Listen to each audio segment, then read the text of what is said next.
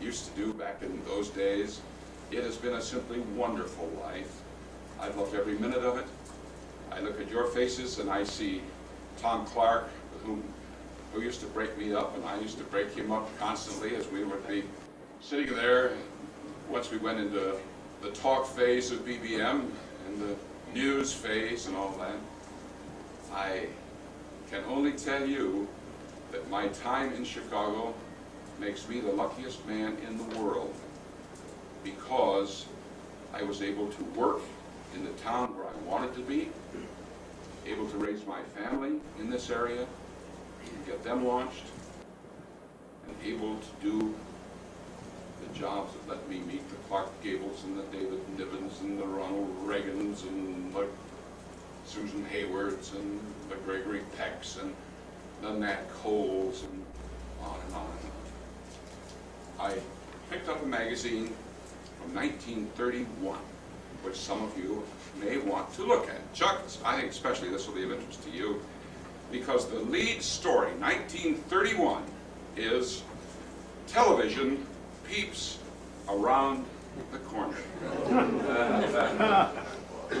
Television has lurked just around the corner for many years, but in spite of the pessimistic reports early in the year, this spring has seen television peeping around that corner. 1931. Here is a picture of the sketch of what Radio City was to be. It was not there yet. There are pictures in here of our ancestors in broadcasting. I really cherish this magazine. I don't know whether the museum keeps anything like this or not, but if they do, I will it to them. I have 3 books that I collected: an Afra Antiques book of 1948. I think you're in it. Billy, I know you're in it. Of 1949 and 1950. We were Afra then. We went on later to become AFTRA. One final story. In the days when we had no television rules or regulations to live under, producers would call me up and say, "Mal, we want you to do a show. What do you do it for?" I'd say, "Well, $100. They said, "We'll call you back." Then they called Jim Conway. And they'd say, "Jim, got a show on you. What do you do it for?" And he'd say, $75. They call me back and say, "Jim said he'd do it for $50. And that's how television was born in this city. In 1941, when I first came down from Milwaukee, and I was involved in that little theater group downtown and little bits of radio, I was called to go to the Zenith Research television station on West North Avenue. I got on the Gallivan streetcar, went out to this little studio, and there a girl and I performed a one-act play, Love on a Park Bench, something like that. They called everybody in the city of Chicago, told them, "Tune on the TV set and watch tonight. We're going to be on TV." This was the fall of '41. There were 150 people with sets in this town. Ladies and gentlemen, I love you all. You are part of me, just as I'm part of you. You helped me make a living. I like to think that we made a lot of friends together. We are in an honorable profession. I see some things on radio and TV now that I think are dishonorable and disgusting. And I am embarrassed for the careers that we respected so highly. And I hope that good sense will return when this pendulum swings out to the far obnoxious, and will hopefully swing back toward being the medium, the 2 media that they can be. I thank you very much.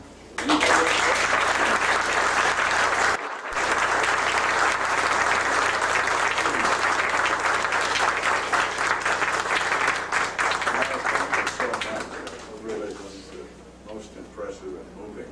I mentioned that Chris is here. She'll be circulating through the group, and I see a lot of old friends out there. We don't have access to a microphone, but being broadcasters and not bashful, I don't count on microphones much anyway. So just raise your hand and I'll recognize you. Yes. Russ, Yeah. I never have failed to be amazed at the amount of articulation that we have in our business. And I thank you for coming and sharing with us. But one question did pop into my mind. Were you at Pasadena Playhouse when Maury Copeland? Yes, yes, I was. Maury Copeland and I were there together, yes. And another man named John Hofstad, who became John Alvin, who has done a lot of work in films. But yes, Maury Copeland and I were good friends in Pasadena and knew each other, of course, here in Chicago. Yes. You're in these books too, Russ. Boy, you look cute in those short pants. I enjoyed that very much, Mal. I remember you as a real young guy, and I was pretty young myself.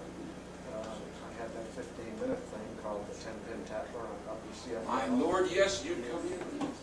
And I recall vividly sitting with Jack O'Dell. Yes. Just a memory. Yes. Wonderful announcer and a wonderful guy who wound up doing the Unshackled shows for Pacific Garden Mission. Yeah. Thank you, Chuck. Anyway, I remember sitting there with Jack O'Dell about 15 minutes before I went on the air. In those days, it was a big production. He introduced the big Bowling, the foremost authority, blah, blah, blah. And Jack was saying, I believe it was 1949, he said, Sam, I've got to get out of this radio thing. He said, television is coming in and we'll be dead. And so here we are in 1995, and we thank God very much alive. And I thank you, Mel, for your contributions.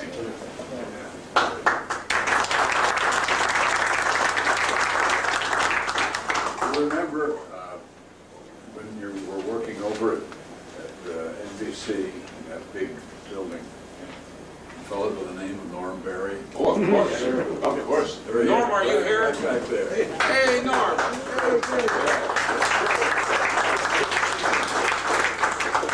Yeah, Very good, excellent. and you remember Bob Murphy, of course. Oh, yeah. Both Murphy, Robin Taft. Yes, Yeah. yes. I'm thinking of arranging a wrestling match, just as representatives of each of our stations. We were such really wild competitors, WBBM and WMAQ.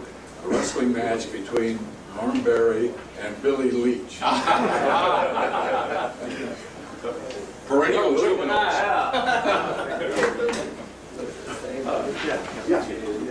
Mal, do you remember the day, I think it was in the 60s, I'm Harry Hopeman, by the way. Yes, Harry. Wonderful to see you. Weatherman